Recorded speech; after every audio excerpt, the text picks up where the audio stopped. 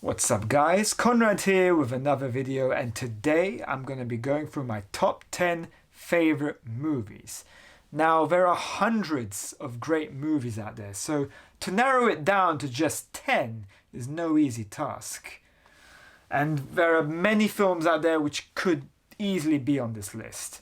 You know, some of your favorites might not be on this list, but I could equally love them as much as you do.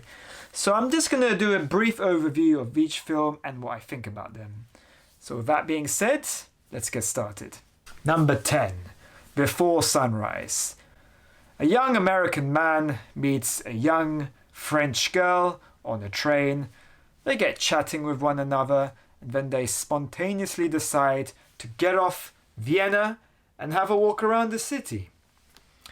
They start getting to know each other, start liking each other, and eventually start to fall in love. Simple as that, really. It's like a typical romantic movie premise. And it doesn't need sinking ships. It doesn't need adultery. It doesn't need some world war in the background to make it romantic. It's just very simple, very realistic. The film takes place in the space of one day, and for some reason I tend to like films where the story is in just one day or one night. And the conversations between these two characters is just so organic, and it feels very real and in the moment. You're just watching two people have a conversation. It doesn't feel scripted or fake, like the things they're saying is just used to move the plot along. It's nothing like that.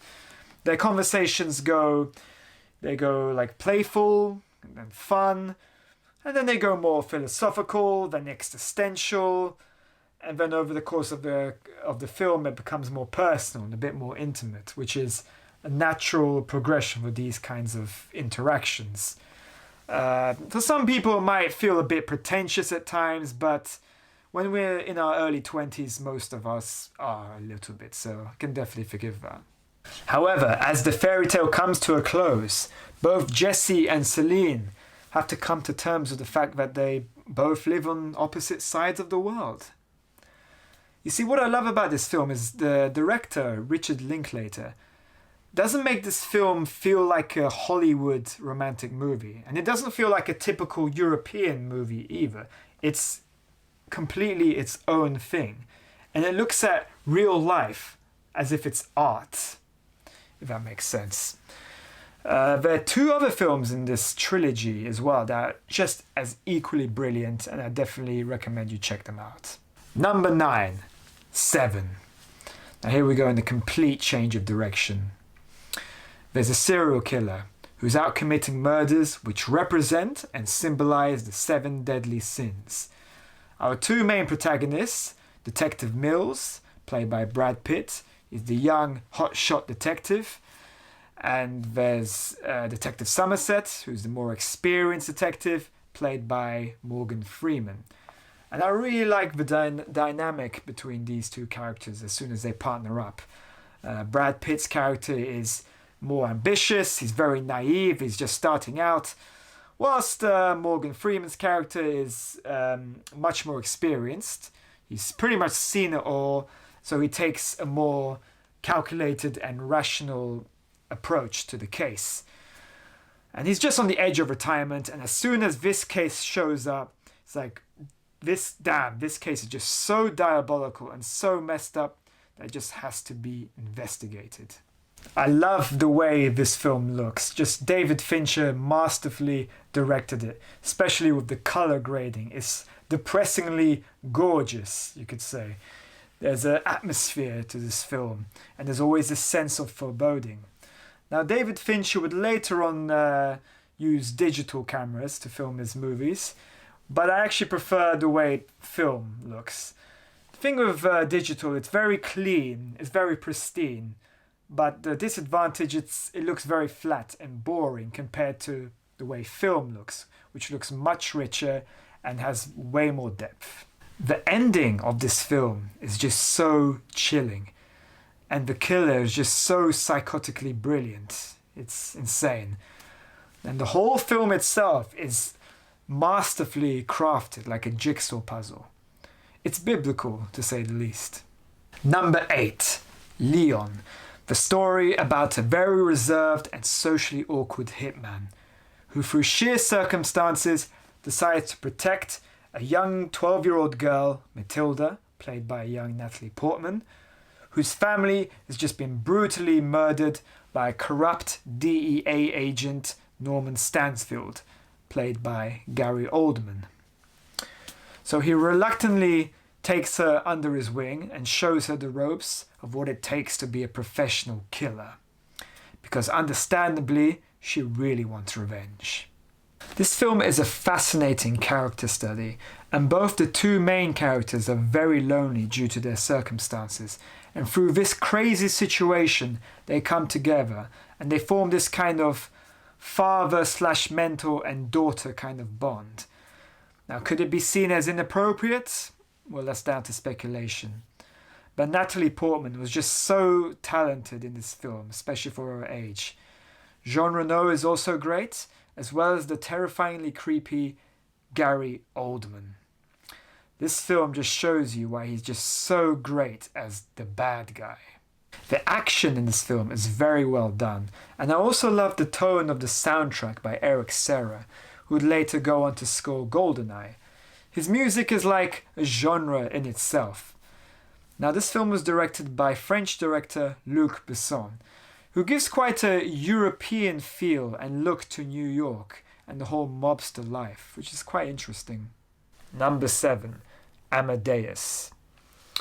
This is a semi-biographical epic about a well-respected court composer, Antonio Salieri, played by F. Murray Abraham, and his internal rivalry with Wolfgang Amadeus Mozart, played by Tom Hulce. And Salieri develops this deep jealousy and envy for Mozart, as well as a great admiration for him. He just wants to be like him. And as beautiful as Mozart music was, he didn't quite fit the criteria of a true gentleman or someone associated with Austrian aristocracy. He was vulgar, childish, a bit of a clown, and also very self-destructive. But his music was just so innovative and imaginative and just way more of higher quality compared to Salieri's work, which was more conventional operas which appeased to the emperor and his advisors. And the fact that Mozart was just so talented, I didn't even have to try as hard as Salieri, just got under his skin. So much so that directly or indirectly, Salieri just wanted him dead. Overall, the film is a masterpiece. The sets, the costumes, the music, obviously, as well as F. Murray Abraham's performance, which he received a well-deserved Best Actor Oscar. The film can be quite colourful at times, especially with the opera scenes. They're very theatrical and very extravagant. And it just shows the way that classical music was presented during the 18th century, as well as the way rich people would live during that time. As the film progresses, it actually starts getting quite dark, and there's a change of tone as well as with the music. We see the consequences of Mozart's alcoholism and depression, and we see how it affects his life and his family. And it's quite fascinating to see what lies beneath all that genius, and all that fame and glamour becomes irrelevant. So overall, this film is quite an experience, and I would highly recommend it. Number 6, Training Day. Now, this film is a thrill ride, and I just love Denzel Washington's performance as the bad boy, corrupt police detective Alonzo. The man just has such swagger, and he's so cool, but you also hate him, but you kind of want to be him. And there's also Officer Hoyt. He's a rookie cop. He's just starting out. He's played by Ethan Hawke. And he wants to learn the tricks of the trade of being an undercover narcotics detective. And he wants to do things by the book, the right way, the moral way. But all of that gets challenged and tested as soon as he starts rolling around with Alonzo. So we are essentially on this journey with him. And this film takes place in the space of one day. There's always something interesting in every scene, whether it's the action, the dialogue, or the different kinds of characters from different gang neighborhoods. There's an urban sizzle to this film, and it's a crime drama at its finest. What's also intriguing is the story, as we discover more about the characters and where their morals lie. So it keeps you on your toes, and it does not stop. It's simply timeless. Number 5, Scarface, the ultimate rise and fall story of a criminal drug dealer. This film is every baller's and hustler's wet dream of starting with nothing, then making their way all the way to the top. This film is classic 80s. The style, the set pieces, the music. What's not to love about it? It is pure Grand Theft Auto inspiration, and it's very rewatchable. And I just love Al Pacino's performance as Tony Montana. It's very fascinating. He's always on the edge, and you don't quite know where he's at, kind of like Joe Pesci. You know, one moment he's cool with you, and the next moment he's going absolutely insane, and he just might kill you on the spot. Similar to Wolf of Wall Street, this film explores the consequences of what happens when a man who's extremely driven and extremely ambitious decides to take the road of crime and gets wrapped up in his ego and gets enthralled with the rich lifestyle, the glamour, the money, the women, the drugs, and how all of that eventually leads to his downfall and destroys him. This film is just very iconic. Every scene is pretty much famous and is very quotable. This is just one of those badass films that makes you want to just not give a f*** about anything and take on the world. Number 4, Batman Begins. Now, this film is just masterfully directed by Christopher Nolan, and the score by Hans Zimmer just reaches Mozart level of epicness. The characters, the cinematography is all brilliant. And a lot of people say that The Dark Knight is a better film than this one, but I tend to think that this one is my personal favorite out of the trilogy because it's more concentrated and it's more condensed. It's more focused on the character of Batman himself rather than spreading the focus around different characters and looking at the politics of Gotham City. It's just my opinion. This is the origin story of Batman, and we're on this journey with Bruce Wayne as he discovers himself and he learns how to overcome his fear and turn fear against those who prey on the fearful. This is just a great time, and it's the perfect balance of action, story, and humor. It's the first mature Batman film that the fans always wanted, and it truly delivers on every note. Number 3, 1917, a World War I epic. 2 British soldiers are assigned the task of delivering a message to call off an attack that was set as a trap by the Germans. Successfully delivering this message would prevent 1,600 British soldiers from getting slaughtered. This film showcases the soldier's journey and the fight for survival. Roger Deakins' cinematography is just so masterful, and I especially love the scene where the main protagonist, Schofield, is running through the ruins and the flares are shooting up in the sky. And it just looks like beautiful filmmaking. You are with Schofield the whole way through, and the one take aspect really solidifies that connection with the character. Another reason why this film holds a special place in my heart is because I was actually an extra on it. I was one of the soldiers in the trenches near the beginning of the film. Unfortunately, you can't see me in it. But it was quite an interesting experience. And as I saw the 2 main characters running through the trenches many times, I didn't recognize them at all. But now I most certainly do. This film is very emotional. It's very powerful, and it's quite the immersive experience. You just have to see it. Number 2, Warrior. The story of 2 estranged brothers and their recovering alcoholic father who comes back and tries to make things right. Tommy, played by Tom Hardy, has just come back from the military, and he's very emotionally damaged. And Brendan, played by Joel Edgerton, is the brother who has the house. He has a wife and 2 kids, but he will soon lose the house if he doesn't sort out his mortgage. Then an MMA tournament shows up. And both of these brothers have good backgrounds in fighting. So this is the perfect opportunity for both of them to set their lives straight if they sign up for this tournament, which they eventually do. And eventually this tournament leads to both brothers facing each other, both physically and emotionally. On paper, this might seem like the typical sports movie, and it definitely has a lot of those conventions, but it's done so well.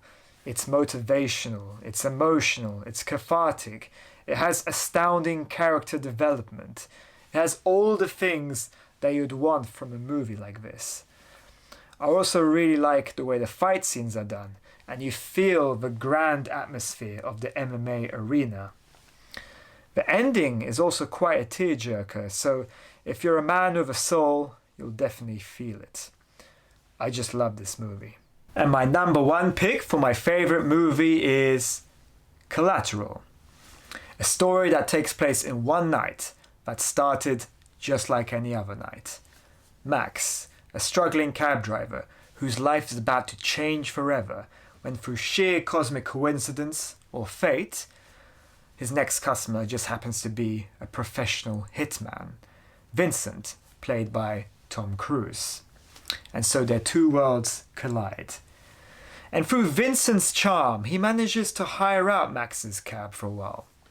But when one of his hits go wrong, Vincent has no choice but to take Max hostage, making him drive around LA so he can finish off his hit list.